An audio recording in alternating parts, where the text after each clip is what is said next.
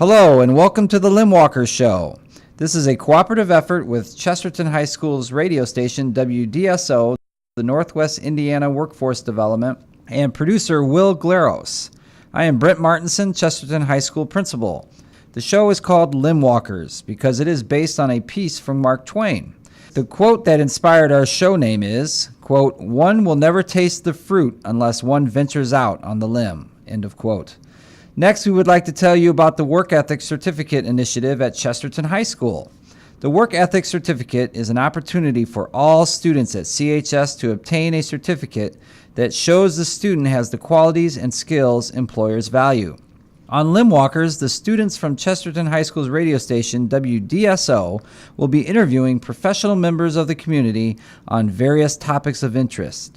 This show will air on the first Tuesday of each month at 4 p.m. Good afternoon, I'm Devin Michael with the fourth program in the Limbwalkers series concerning work ethics certification for high school students. My guest is Will Glaros, managing partner of the Meyer Glaros Group and producer of this program. So welcome to our program, Mr. Glaros. Thank you very much. I appreciate you having me on. The topic of today's show is managing time efficiently. So why did you choose this topic? Well, I chose this topic because there's an old adage that says time is money. And while I don't like to focus on money, when you're talking to business people, their bottom line is doing things efficiently, which ultimately means if they do that, they're more successful financially in their business. So learning how to manage your time effectively has been something that has been a lifelong endeavor for myself. When we look to people that we're going to hire in our office, that's something we look for as a skill, trying to determine how effectively they manage time. So we all know what it means to manage time, but can you explain what it means to manage time effectively in a job situation? Well, I think what it means is to be able to get an actual goal set for what you're trying to accomplish. Take that goal, set up a pattern and a plan for making it happen, put yourself on deadlines to make it happen, and have a sequence of events that help you succeed in meeting that goal. The goal is the end. The other pieces are the parts to get you to that goal. As an example, I'm an early riser. I'm up every morning at 4 o'clock. The routine is the same. I shave, brush my teeth, I exercise for a half an hour to 45 minutes. Then I read for about an hour and 15 minutes. I read, in my case, I read some spiritual stuff. I read motivational things. I read business-related information. And the purpose of that is to build the enthusiasm and an upbeat attitude for the day. And then I take my shower and get dressed and I'm off to work for the day with the path of the things I have to do and accomplish for that day. Every morning that happens, even when I'm on vacation, even when it's a Saturday or a Sunday. And what it does is it teaches me to be more effective in how I get things done, because I then pass that on to the rest of the day. So would you consider managing time effectively an organizational skill? Absolutely, without a question. I mean, if you're going to get something done effectively in a time standpoint, it's a matter of taking the priorities of your ultimate goal and structuring them in a prioritized basis. And then when you do that, begin to implement each of the steps to reach that goal. So absolutely it is. So can it be learned? I think without a question, being organized and having prioritizing can be learned.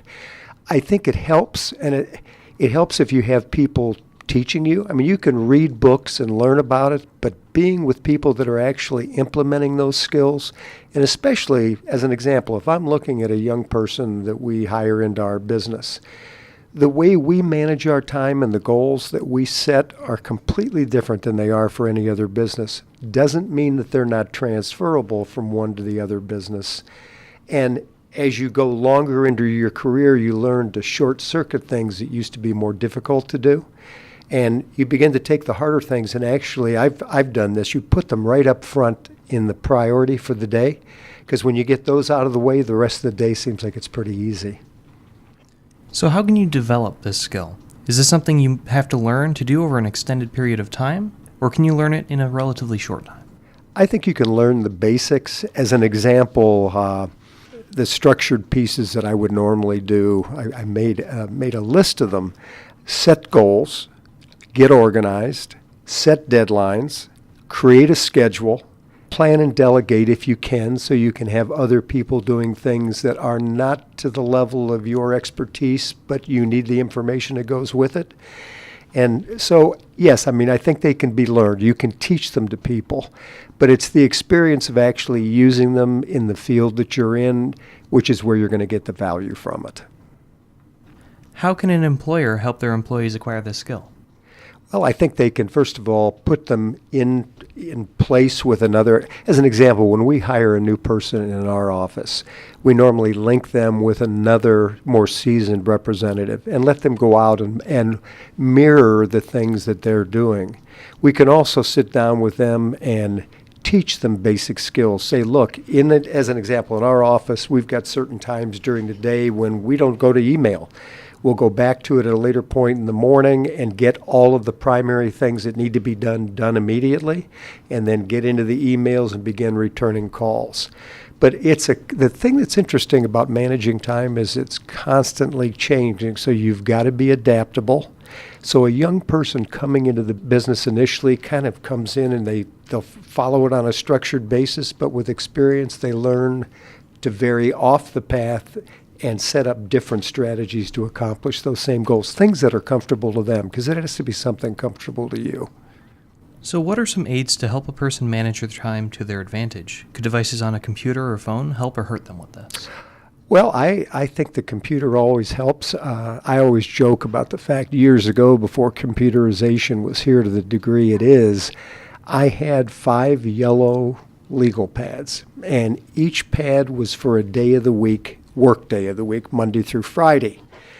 Each day had prioritized things I had to get accomplished. On the left side, on the right side were things that didn't necessarily have to be done that day, but needed to be done by weekend. And as I finished a day, I would move things then into the Tuesday, into the Wednesday. Honestly, to tell you the truth, I use Outlook currently. And it's easy because I can go on my phone or I can look on my computer screen and see what I've got to do. Honestly, for me, I don't find it as much of a push to get things done as when I use those yellow pads. And effective January the 1st, I'm actually going to go back. I'm going to continue to use Outlook, but I'm going back to the week, day-by-day yellow pad. It just, for me, that's a personal thing. For me, it's much easier, and I like checking off, getting things done. It's a sense of accomplishment. And I think that's one of the values that a person can get from being well organized and succeeding. First thing is they get recognition from people above them because they're doing things a little more effectively than other people. Recognition is what gets you the opportunities to get promotion within the business and to even be noticed by people that are not within your business. We always tend to look at things as our own little circle as it is. But I have a talk, in fact, I think I'm going to be doing here at the school later this year called Going the Extra Mile. And I find the people that take the time to learn how to plan their time and go the extra mile to do it are the ones that are rewarded over time. So can you determine if someone has time management skills during a job interview? I think you can ask them. I don't get in so much into the interview process with our people. We've got other people that handle that part. But I think there are questions you can ask a person how you would handle a certain situation. If this was your day and you were moving through it today, tell me how you would structure your activities for the day. Here's the task I'm going to give you. What would you do? And I think a person that isn't good at hasn't learned time management, and really by the time there are more people today than there were maybe when I was originally coming out of school, because there's a lot more teaching devices to learn this stuff. But I think the kids of today are very well time managed because they are involved in so much. I know when I come here to the school, everything is structured. So you internally here at your school, you're learning time management by having that schedule, which is one of the items I mentioned. Having a schedule and prioritizing completing and succeeding at that schedule for the day. I think it can be something that you can identify at the interview. I'm not exactly the person that would be able to say that because I don't do the interviewing at our location. So, if you were the person being interviewed, how would you convey that you can manage your time effectively? I would probably, in my case, using my own personal experience, I would relate the way I manage my day currently. I would, in fact, I do it quite often to anytime I speak to groups. I say, hey, look, I get up at this time, I do this, this, and this. I'm out the door by 7 o'clock every day. I go to the office, I look at calls that have come in, and I know exactly what I have to do. And I would do that in a job or an interview. I would walk in and I would let that person know specifically how I handle my day personally right now. So I'm a student here at Chesterton High School. I'm going in for a job interview. When I'm meeting with the employer, I'm going to say, look, these are the things I'm managing currently. I go to school all day starting at 6:30, I'm done at 2 o'clock. But when I'm done, I go immediately over to speech and debate, or I go to football, baseball, whatever it may be. When I'm done with that, I've set aside a certain amount of time that I do my studying for the next day. And then I make some time for myself, because I think one of the things that's important at time management scheduling is time for doing things you enjoy doing. Mm-hmm. And the result, the reward for good time management is more time for yourself to do those things you enjoy doing, if you choose to do that rather than more work. So since you chose this topic, I assume you manage time well. So how has this helped you in your career? Well, I'll tell you, I've been in business for over 40 years. For the great portion of my business, I had we built the largest employee benefit planning firm in Northwest Indiana, and it was built by myself and 2 other people. And a lot of that was the fact I enjoy dealing face-to-face with the customers. I enjoy solving problems. So basically, for me, I've spent the last 40 years learning how to manage it. At our peak, before my son came in, we were managing about 90 group healthcare accounts that ranged in size from 2 employees to 5,000 employees. So if you're going to manage things as complex as a 5,000 employee case and as small as a 2-person case, you have to be well positioned to be able to meet all the needs of all of those clients. So it's taken years. It is not something you just immediately have. You try and you test and you find what's comfortable for you. And if I was going to leave anyone with a thought on this, it would be find the type of time management that makes you comfortable. Because if you're stretching and pushing to do things that aren't you, it'll be hard to stick with it, and maintaining it long term is the key. So what's the importance of this work ethic? I think the importance of this work ethic is it gives you a sense of completion, because you're more likely to complete tasks that you're taking on, becoming recognized by people that are above you or even your peers, and maybe being a teacher without even knowing you're being a teacher to other people. I think the biggest is just feeling the success of completion of a project, because so many times we start things and we don't finish because we're not well organized to do it. So I think the biggest one would be the fact that you have that sense of completion and success, and I did it. And that gives you that sense of confidence that you can do it again the next time when your next task comes up that you have to complete.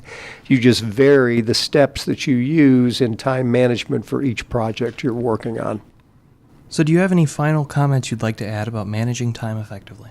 I kind of go back. I think Mr. Martinson played it on the tape last year, but it was a program that my daughter, Megan Glaris from Channel 2, and her co-mate, Aaron Kennedy, did that I think was being on time and everything.